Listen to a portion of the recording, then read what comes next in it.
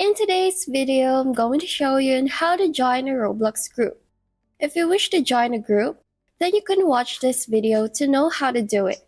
First, you need to open Roblox homepage using your browser and log into your account.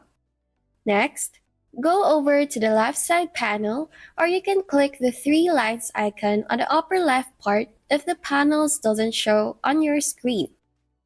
Click the Communities option. The group is renamed to Communities, so take note for it.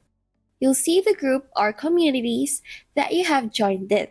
Now, if you wish to join another group or community, then you can search for that group's name using the search bar above, or you can explore here the groups or communities. It is characterized as experience studios, building, role-playing, and fan. You can click on the See All button beside the sections to explore more communities or groups. If you're done choosing the group or community that you want, then simply click on it. Next, click the Join Community button right here. You'll see a notification if you have successfully joined that group or community.